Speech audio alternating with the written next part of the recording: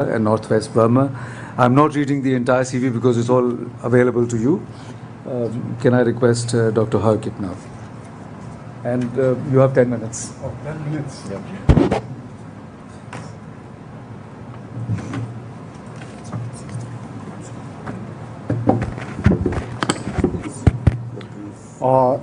Respected chair and dignitaries of the dais and on the dais and fellow co-participants.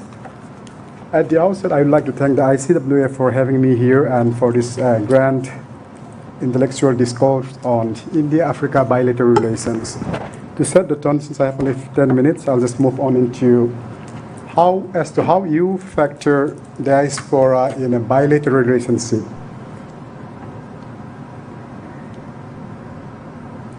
So with the introductions, I intend to explain what actually was the changing narrative of diaspora.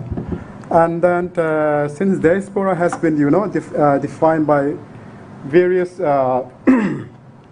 intellectuals and also policymakers alike, in fact, it was the Jewish diaspora which held the prerogative right till 1980s. And after the era of liberalization, the diaspora studies has proliferated to such an extent that it has incorporated into a lot of foreign policy. And to quote Yossi Saint, who in fact tried to put this diaspora in the perspective of US foreign policy. So on that pretext, I would develop two hypothetical situations or questions. Can nation states use their diaspora as a tool of cooperation or as a determinant in building cooperation and long-term partnership? And the second falls, can Indian diaspora in the Francophone Africa act as a determinant in the bilateral relations? So this is, of course, yes, and also secondly, no, to albeit a much debated debate. The reason is a lot of factors will come into play. For instance, if you looked at the Migration Policy Institute, which says that the handbook for policymakers and practitioners, they argue that for a diaspora to address a bilateral relationship, first the home country and the host country has to put a trust in the diaspora concerns, and only then the home country has to make his own homework well in such a way that they have to set first they have to identify the goals. Secondly, they also have to map the diaspora geographically and also their skills in the respective area of residence. And also third, is basically creating a relationship of trust, which I've already articulated before, as to how actually you can generate some sense of what we call making them as an international actors or a goodwill ambassador, or maybe a bridge where you can transmit some sorts of knowledge and skill development. So these three are some of the important points which the Migration Policy Institute has focused upon. Now to put forward my argument, for instance, if you try and look at diaspora as a goodwill ambassador by what I mean is not the goodwill ambassador that we actually use as of now, like winning some marathon or winning some beauty pageants and then you impress people, not that kind of goodwill ambassador, but the goodwill ambassador that I try to link up is how these people will channel the values of Indian cultures and also Indian economic diplomacy to their respective host countries. And this, which I've already articulated in the previous section, that it's sometimes counterproductive as well as it is sometimes, it's well and good. Why?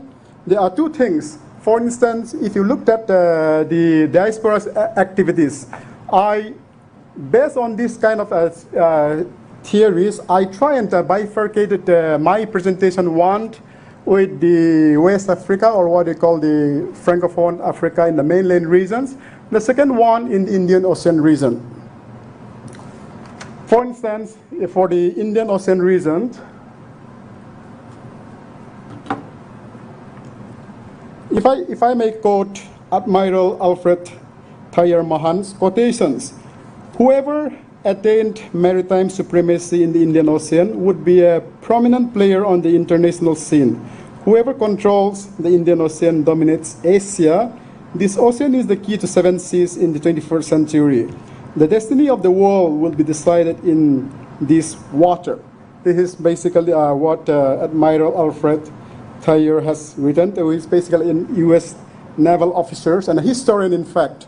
So now let us go as to what extent this diaspora can act as international actors or a goodwill ambassador in the Indian Ocean region. One, Madagascar. Madagascar, as you know, Indian diaspora are basically known as Karanas. The term Karanas is a Swahili word which is derived from Kuranis. Kuranis, in fact, meant account keepers. A lot of Gujarati merchants has already moved into this space, and then they moved down to Madagascar. Apparently, when the colonial master had come, they were already a professional businessman out there, where the French colonial master has used them to create some sort of banking institution. In the process, after the colonial master left, they have become an eyesore for the Africans. And then something that I must tell you, given my experiences while interacting with some of the Malagasy professors. For instance, initially they don't think that I'm Indian, so of course they were very candid in talking to me.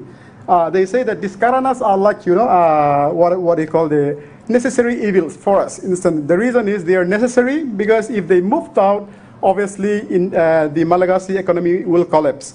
But then they also utilize all the opportunities that has been given by the European Union towards the African people. Out of this, just the Ministry of External Affairs data says, sorry.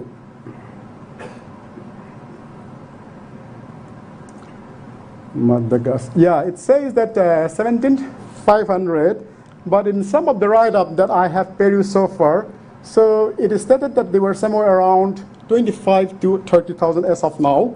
And then these people, what we can learn from them is that though they are a very minuscule section of the populations, and they have become an eyesore for the African and the Malagasy people.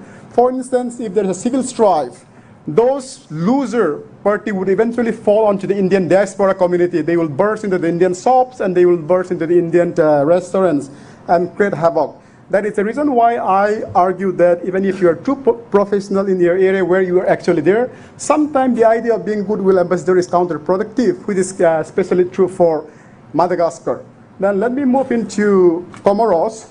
Comoros, as we know, that they are all wealth professionally, and the professional skill is also highly appreciated by the communities out there.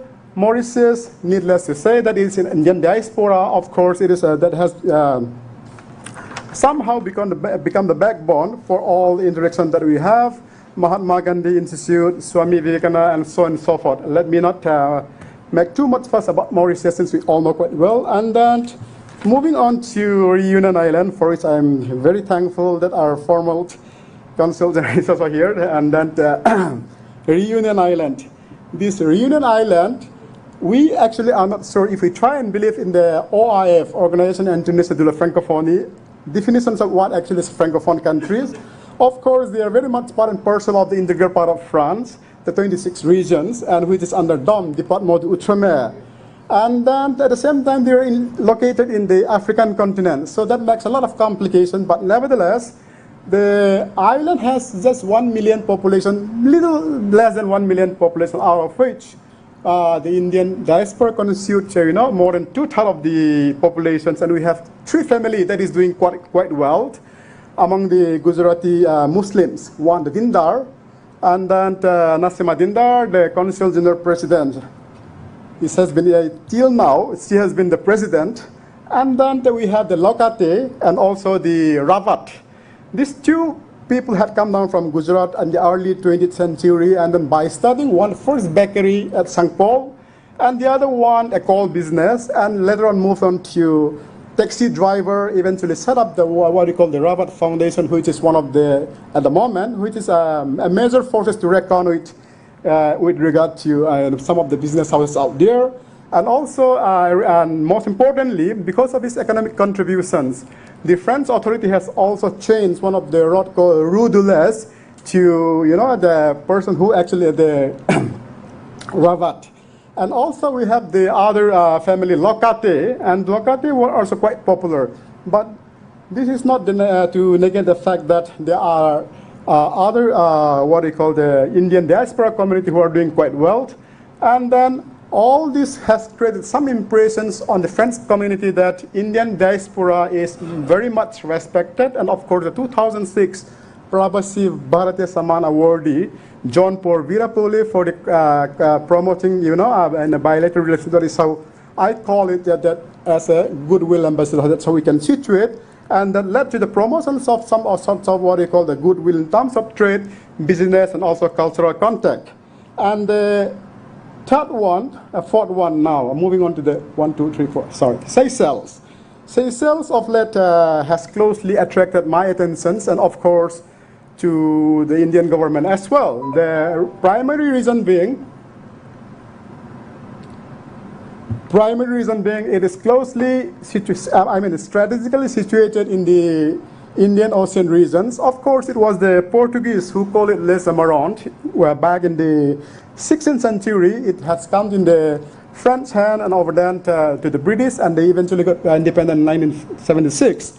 But the point that I'm trying to emphasize is that how diaspora has been effectively used to, somehow try and capture these strategically important areas by the by our government, is that off and on we have heard that the Chinese threat or India and China competing. It is not India and China that competes, or it is the Chinese threat that we are trying to ward off, but rather China is doing its own homework and we are doing our homework. We never compete. We did our own strategic to protect our own water as well. And a lot of people know it quite well that China, whenever they try and invoke some new policy, they always try to legitimize through history.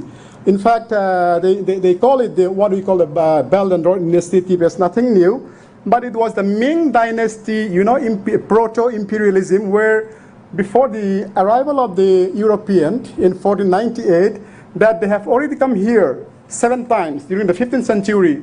A voyager called Cheng Ho, with 23,000 personnel along him. He has traded all this along, and then has also reached what we call the Hormuz, and also went on to Mecca, and then brought a lot of animals from Kenya, and then he come back. 7 voyages that he performed, and apparently some historians say that he was killed in the near Calicut, apparently the Malabar regions, but we don't know whether he was buried in India or he was thrown away in the ocean. So that is how the Chinese try to legitimize their presence in the Indian Ocean. But nevertheless, if we looked at some of the write-up that we have, so we cannot lose sight of the fact that Kyopu and Sittwe in the east coast of Burma, what China did was, it was alarming for India as well. And also the oil farm at Fujairah and UAE, and apparently what we call a military base in the Djibouti. Djibouti we have been helping through naval patrolling to ward off the piracy, and also most importantly, China's were so clever.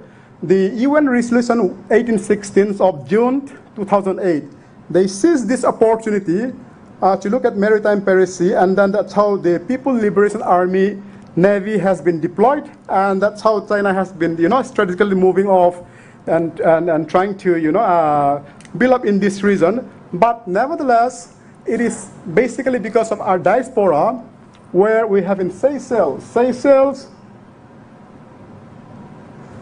115 island, where we have a population less than 1 lakh, and then we have Indian diaspora constituting 10,000. The Ministry of External Affairs says that 6,000 overseas Indians and 4,000 NRI. But in my conversation with Ramakrishnan Pillai, the president of Overseas Indians, who apparently they have come down to my university to celebrate the 248th anniversary of Indian arrival in that very island. So he argued that after Prime Minister Narendra Modi has moved in as a Prime Minister, there are a lot of people who claim themselves to be Indian descent. For instance, all those Creole, somehow who look like Indian, they say, I am Indian, I am Indian. Or so that's the reason why more than 10,000 is estimated that Indian diasporas are there in Seychelles. So at that very point of time, there are 2 islands that is very important. One is the Assumption Island. The other one is Aldabra. Yeah, Aldabra was the one which United States and United Kingdom intended for their military base, but due to economic and environmental pressures, they have moved to Diego Garcia. And then eventually, so Seychelles was left, over there. It's American base. Yeah, it's American. First UK was interested. You have 2 more minutes. Oh. yeah, subsequently it was taken over by Americans. So this is one reason where Danny Frey and that Prime Minister Narendra Modi has signed an agreement for 10 years initially, but due to some conspiracy theory by some people who were influenced by China, so somehow this was, said that India is trying to buy up all the what we call the island, but it is not so. Then now the agreement has moved from 10 to 20 years now. So that's how the Modi effect, Prime Minister Modi effect, is there even till Seychelles Island. And recently, the appointment of former Army General Dalvil Suhak is one important factor. So most of the Chinese attracted the Chinese scholar attention that if a military general has been appointed as the consuls in Seychelles by India, obviously what we call the comparison is here. But nevertheless, we should not be. I mean to say that it is not our concern. But nevertheless, the point is.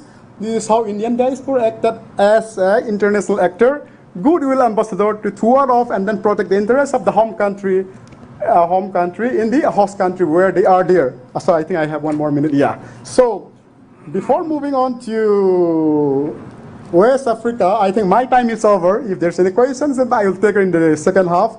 So in the first proposition, I have set up two hypothetical situations where I say that one can be true, sometimes it can be false, which is I have proven from Madagascar issue. At the same time, La Réunion and the Seychelles. So these are the two divergences in diaspora. Even if you said something that is correct, if you said that they are also a part of the negative image that India has, it is also correct. It depends upon the home country's power. As long as what Ambassador Virendra Gupta has actually said, it was a lukewarm.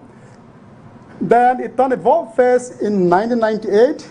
Apparently now I personally opine that incorporation of the diaspora in the Ministry of External Affairs, it shows that diaspora is very much close and a part and parcel of India's diplomacy in the world. Yeah, thank you so much. So I mixed up something, but I did not cover most of my area. Thank you very much. I think you've raised some very interesting points.